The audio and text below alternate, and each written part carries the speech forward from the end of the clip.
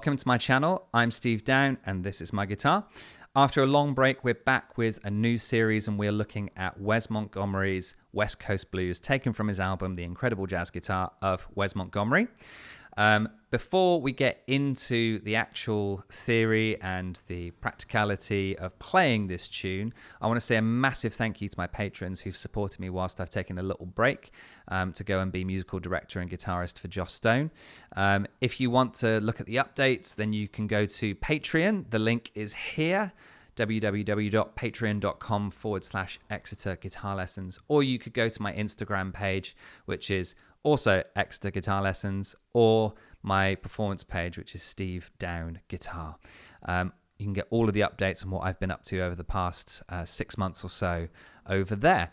Whilst I've been away, I want to say a massive thank you to all my patrons who've supported me. You guys are absolutely amazing.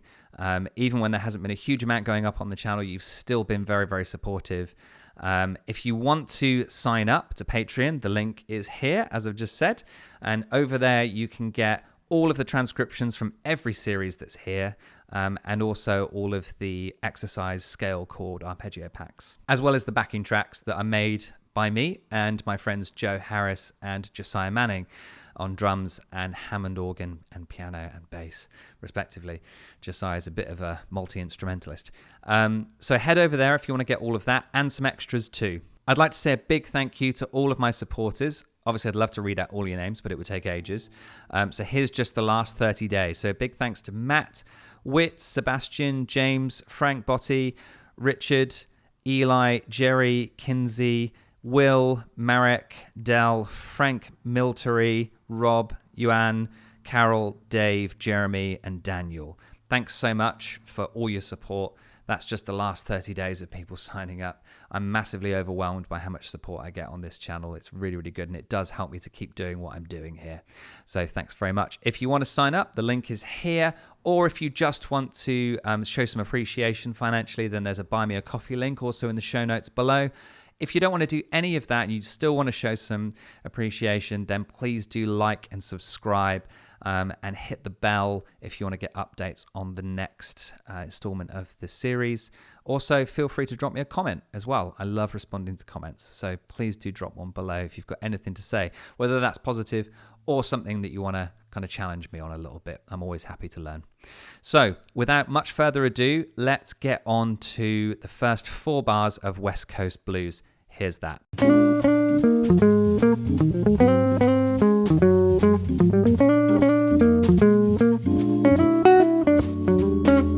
Okay, before we get into the theory and practicality of playing this, let's talk a little bit about the structure. So the tune itself is a 12-bar blues in B flat, and it's in the time signature of 6/4. That's quite unusual for a 12-bar blues. Normally they're 12/8 or 4/4. There's many examples of very wacky time signatures for 12-bar blues, but at this time it was quite unknown to have a 6/4 12-bar blues. So that is something to start with. The other thing is some of the chords that are in this. The head chords are different to the solo chords. We'll get to the solo in the next episode, but today let's look at the head chords. So to begin with, bar 1, you've got B flat, which is chord 1, which is this. And then in bar 2, we've got a quick change. Normally it would be chord 4, which would be E flat 7. But what Wes has done is he's gone to A flat 7. Okay, now that is the flat 7. So we've got chord 1 and chord flat 7. And that's built off of the Mixolydian scale. Now, the reason for him going to this could be anything. It could be that the melody line, this, he came up with first and moved it down. And he just liked the sound of the melody line, and he put the chords in accordingly as to what fitted over the top of the melody line, theoretically or just hourly, what he liked over the top of it. It could be that he's trying to emulate something like a backdoor 2/5, which is where you put a 2/5 that lands the 5 behind the actual 1 of the tune that you're playing. Stevie Wonder does this all the time. So it could be that. It could be any of those reasons. Who knows? We're not Wes. Neither am I. He never wrote down why he did that. But those are some guesses as to why he might have done that. So bar 2 is that A flat 7 chord, okay? And then he goes back to B flat 7. And then we've got a tritone 2/5. I will explain what that is as we get to it. After that, it resembles a normal 12-bar blues for the head. So we go to chord 4 for 2 bars, and then back to chord 1 for 2 bars. Then we go to chord 5, F7 for 1 bar, E flat 7 for 1 bar, and then back to chord 1, B flat 7. And then the turnaround is actually an altered 5 chord. So it resembles roughly a normal 12-bar blues with a few little kind of skews here and there. But the big thing is the fact that it's in 6/4. So we have to get used to playing in that time signature. I would suggest that you do a little bit of playing with a click, with a metronome. I can recommend the app Tempo. That's really, really good for practicing with. I use that all the time. And set that to 6/4 and have a go at playing just the chords. Over the top of that, just comping the chords, and play along with the track as well. It all helps, but you just need to get used to where that downbeat, where the 1 is in 6/4, because it's not the same as a normal 12-bar blues, and we're all going to be used to playing it in either 12/8, which is 4 groups of 3, or 4/4. So that's the most important thing there. Let's take a look at the melody line. So the melody line for the first 3 bars is a phrase that is this. Now that is repeated in B flat and in A flat.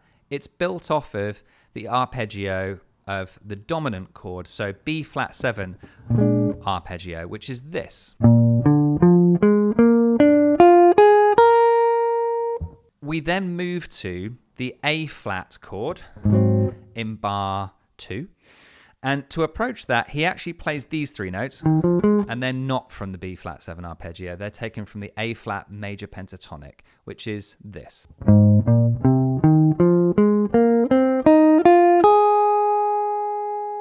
So that's where those 3 notes come from. And then he plays that same line, but just down a tone in A flat. So that's taken from the A flat 7 arpeggio. So that's this.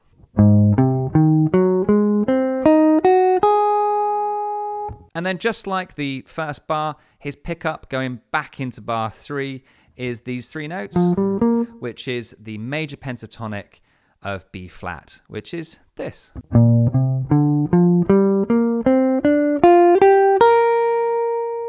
So let's talk a little bit about the tritone 2/5 before I show you an example of me using Wes's techniques. The tritone of a chord is 3 tones away. So we want to find the tritone of B flat. Now, the reason why we want to do this is because it creates a little bit of suspense and tension moving to the 4 chord. So it's always on the anticipation, usually, of going to a new chord to create tension. That's the whole point of it. So what we do is we're assuming that this is the chord that we're going to, okay, E flat. So we're going to call that, for the minute, we're going to assume that is chord 1. It's not in this key. The key is B flat, but we're going to assume that this approach chord is chord 1. So we need to find the tritone based off of the 5 chord of that chord, if that makes sense. So E flat is our 1 chord. The 5 would be B flat. We're going to find the tritone based off of B flat. So the tritone there is E. So we're going to play an E7 chord. That is our tritone. And what that gives us is, as we come from B flat, we get this, and then we move to our 4 chord. So it gives us that resolution and a bit of tension, rather than just going 1 to 4. So it's just a little bit more interesting. Obviously, this tritone chord, E7, is a dominant chord. So that means we could put a 2 in front of it.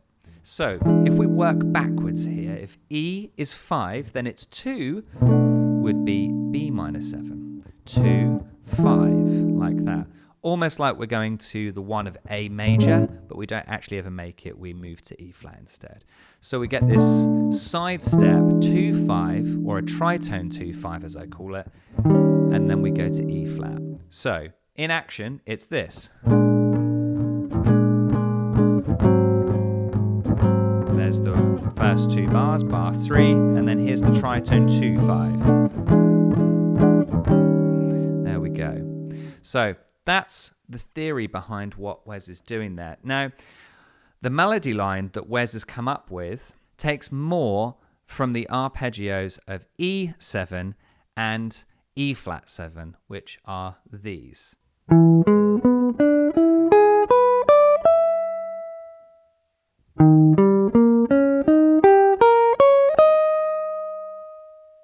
So you can see here, those two notes there, E and D, are both from that tritone, E7. So it's almost like he ignores the B minor 7. That F sharp there is almost like a little allusion to it, to the B minor 7.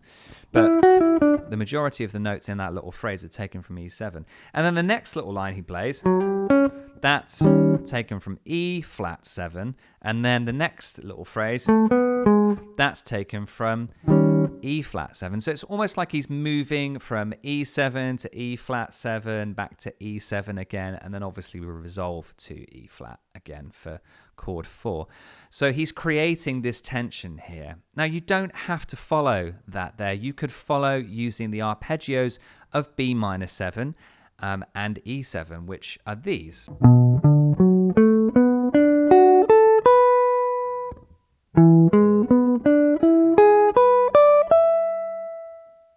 And that's what I do in my approach to this as well. So you could take any approach to this particular tritone 2-5 phrase. What Wes has chosen to do is take notes from the arpeggios of E7, which is the tritone, and E flat, which is the chord that he's anticipating.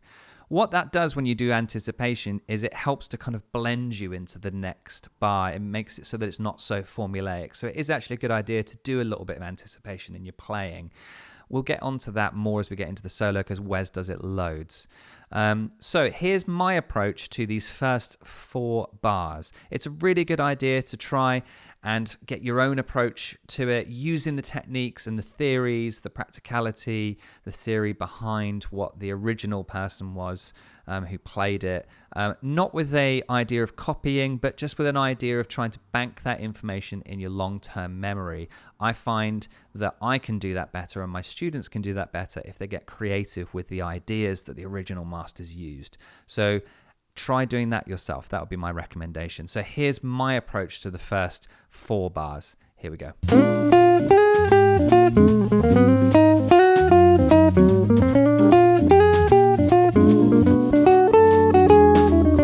Okay, let's take a look at the next 4 bars in this 12-bar blues. Here we go.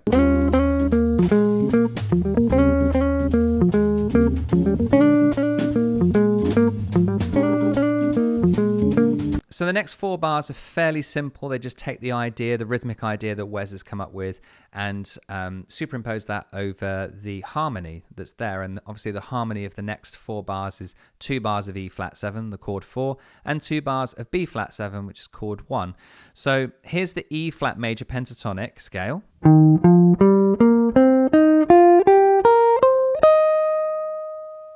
And here's the B flat minor pentatonic scale.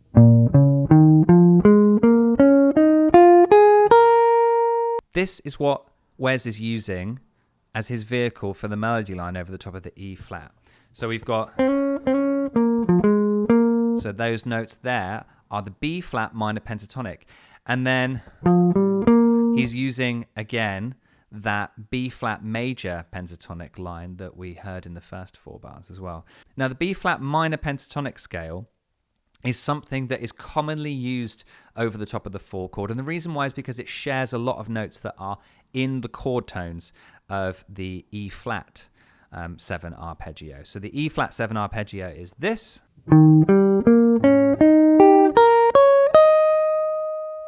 So you can see that it shares a lot of notes from there. It shares the note 5, it shares note 7.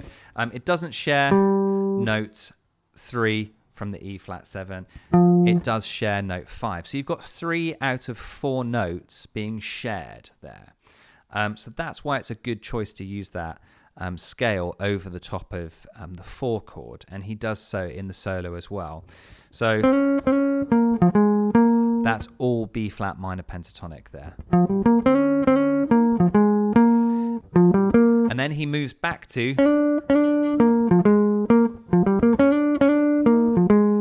back to the normal phrase that we used from the first 4 bars. So that's what Wes has used for creating his melody over the top of these particular 4 bars. So again, I've come up with an example of me using those ideas, but putting them into something which is slightly different in order to be able to use the techniques of the master, but creatively use them in order to bank through my long-term memory so that I can use them when I'm either soloing or coming up with a melody line of my own. Here's that.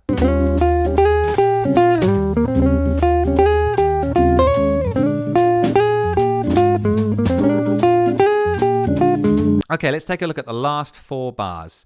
Here we go.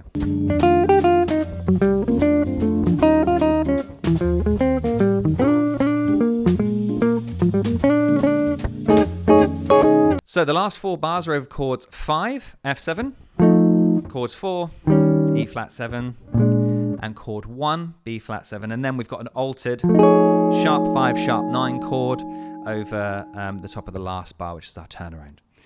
So what does Wes do over the top of this for his melody line? What does he use? What we find here is the use of the Mixolydian scale for chords 5 and chords 4. So the F Mixolydian scale, which is this.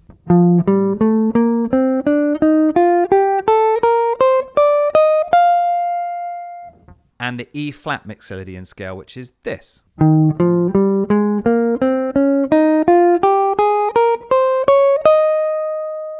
So the notes that are in this line that Wes plays, they are all from the F Mixolydian scale.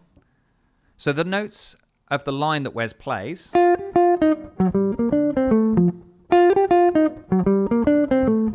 are all from the F Mixolydian scale, with the exception of one note, which is this one here, the G flat. Now that is a flat 9, so that's an altered note there. He's putting that in just to create a little bit of tension. It's always a good idea to create a little bit of tension in your melody lines, and that is something that jazz does really, really well. I'd say probably tension and resolve is, one of the biggest fundamentals of playing jazz.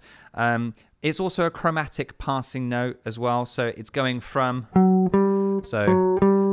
the G flat to a G natural, which is the next note in the melody line. So the rest of it, though, is either notes from the Mixolydian, and then the last bit is outlining actually an F6 arpeggio there. But again, it's notes taken from the Mixolydian scale. So his idea here, his vehicle, is the F Mixolydian scale. And then he does exactly the same thing, but down a tone in E flat. And again, we've got that flat 9, the E natural, as a chromatic approach note to F, which is in the melody line. After that, it then goes back to...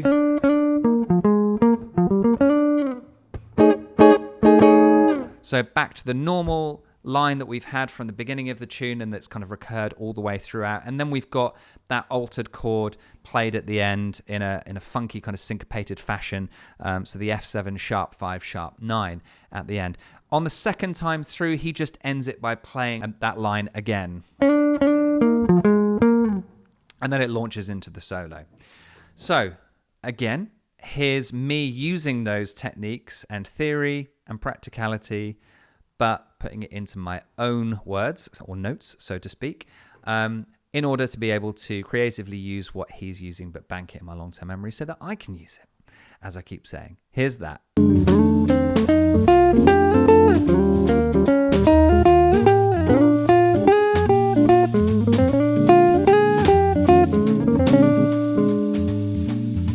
So I'm using some more kind of funky 6 intervals there, and a bit more kind of string bending and stuff like that in there to kind of keep it nice and funky. We will find that Wes does actually use a little bit of string bending in his solo, which is quite surprising. String bending isn't something that jazz guitarists of this kind of time of 1950s and 1960s, they didn't use an awful lot of it.